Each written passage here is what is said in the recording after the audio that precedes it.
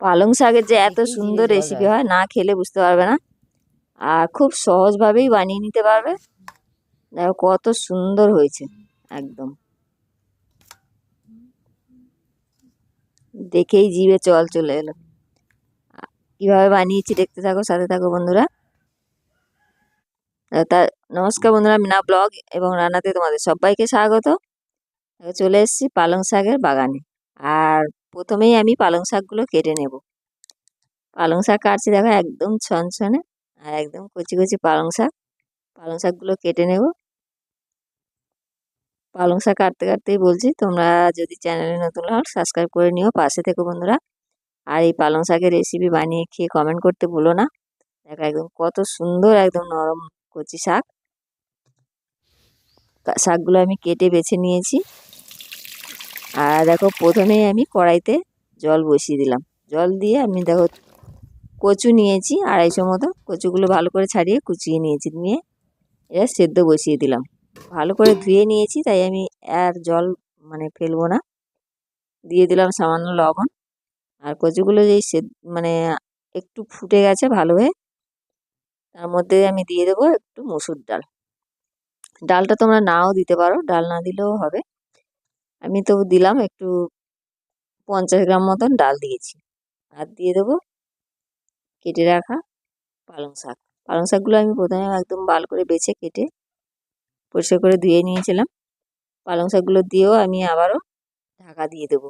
আর এইভাবে ঢাকা দিয়ে দিয়ে একদম ভালো করে সেদ্ধ করব। কিভাবে কতটা ঘন, একদম ঘন হয়ে যাবে আর একদম ভালো হয়ে সেদ্ধও হয়ে যাবে, তোমরা দেখে বুঝতে পারবে।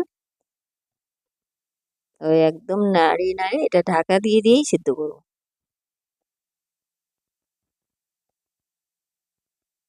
দেখতেই পাচ্ছ কতটা কিভাবে সেদ্ধ হয়েছে। আর একটু খুন্তির সাহায্যে একটু এভাবে ঘেঁটে ঘেঁটে দিলে আরও একদম ভালো হয়ে ঘাঁটাও হয়ে যাবে আর রেডি হয়ে যাবে। দেখো একদম কিভাবে বানিয়ে নিয়েছি, সেদ্ধটাও কিভাবে হয়েছে।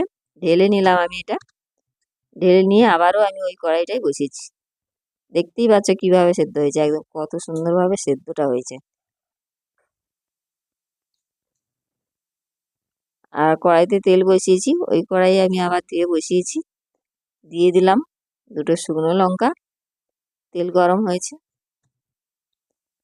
তেলটা গরম হতেই দিলাম শুকনো লঙ্কা আর জিরে, সাদা জিরে, কালো জিরে, দুরকম জিরে দিলাম। দিয়ে দিলাম একটা পেঁয়াজ কুচি। পেঁয়াজ কুচিটা একটু নেড়ে চেড়ে একটু লাল হলেই আমি এর মধ্যে দেব আদা রসুন অল্প অল্প করে, দেখতেই পাচ্ছ সামান্য সামান্য করে দিলাম আদা রসুন বাটা। আর পরিমাণ মতো দিলাম হলুদ গুঁড়ো, লঙ্কার গুঁড়ো, আর দেবো একটু জিরার গুঁড়ো। এগুলো দিয়ে ভালো করে মশলাটা কষিয়ে, আর একদম কিন্তু লো আঁচ রাখতে হবে। আঁচটা আঁচ রেখে মশলাগুলো ভালো করে ভেজে নিলাম। মশলাগুলো একটু আড় করে নিয়ে আমি কয়েকটা চিংড়ি মাছ ভেজে নেব।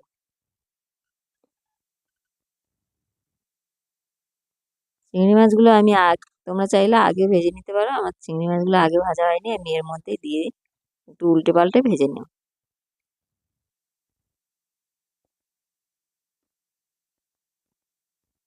চিংড়ি মাছগুলো দেখতেই পাচ্ছ ভাজা হয়ে গেছে।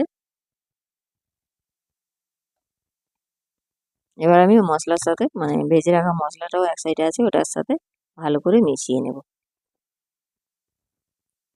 ভালো করে মিশিয়ে নিয়ে ভাজা হলেই ভালো হয়ে আমি এর মধ্যে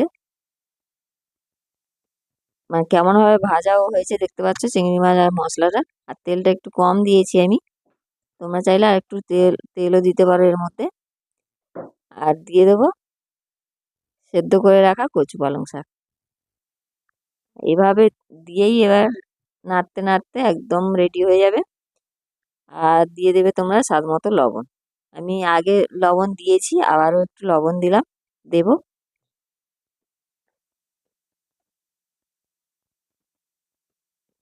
স্বাদ মতো লবণ দিয়েই এটা নাড়িয়ে নিলেই রেডি হয়ে যাবে। একদম রেডি আমার কচু পালং শাকের ঘন্ট রেসিপি। কেমন লাগলো কমেন্ট করে জানিও। পাশে থেকো বন্ধুরা, সবাই ভালো থেকো। একদম রেডি হয়ে গেছে, এবার আমি নামিয়ে নেব।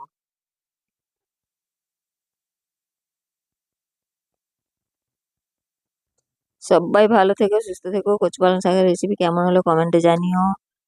ফিরে আসছি পরের ভিডিওতে।